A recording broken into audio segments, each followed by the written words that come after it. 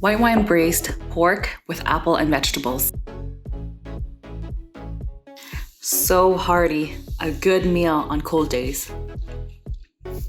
The stew tastes even better the next day once the flavors have developed. Since your oven is doing most of the legwork, there is minimal cooking required by you. I used a pork shoulder for this recipe, but you can use other pork that you have on hand, such as boneless pork chops or even pork tenderloin. White wine and apples give it the right amount of acidity that you need in this dish. Want to learn how to make it? I will show you how. Stick with me until the end. You will need a 2.5 to 3 pound boneless pork shoulder for this recipe. It's also known as pork roast or pork butt. Cut the pork shoulder into 1-inch cubes. Now is also a good time to preheat your oven to 325 degrees Fahrenheit or 163 degrees Celsius. Generously season the pork with salt and pepper.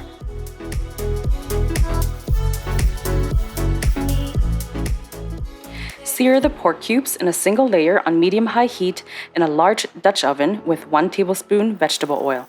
Work in batches if you need to. Don't overcrowd the pan since it will prevent your meat from forming a brown crust due to too much moisture in the pot. I used a 7-quart Dutch oven, but a 5-quart Dutch oven is okay too. If you do not own a Dutch oven, the next best pot to use is an oven-safe stock pot. Avoid using a roasting pan because it is more shallow and is not ideal for braising because the liquids within the pan will evaporate faster. That kind of defeats the purpose of making a stew, don't you think? Once all the meat is seared, set it aside on a plate for now. Keep the heat on medium-high. If needed, add another tablespoon of vegetable oil. Then add the red potatoes, carrots, and 1 teaspoon salt. Stir to combine, then add sliced onions and minced garlic.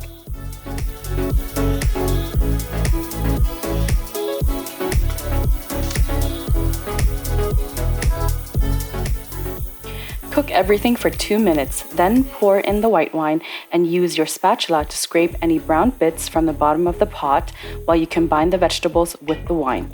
Continue to cook everything for 5 minutes in order for most of the alcohol in the wine to evaporate.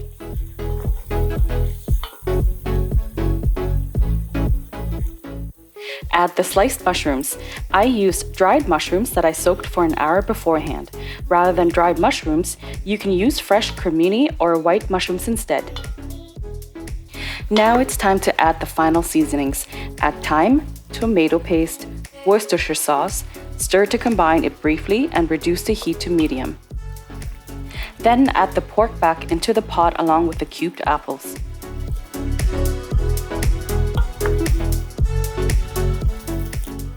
Pour in the chicken broth and water, add your bay leaf and close the lid.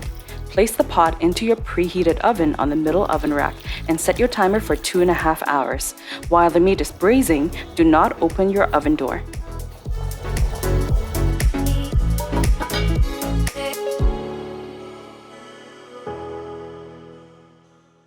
After 2.5 hours, carefully remove the pot from your oven and open the lid. Add in the frozen peas and give it a quick but gentle stir.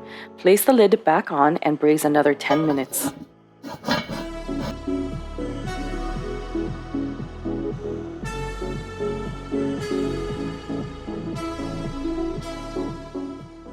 Look how tender the meat is. So good.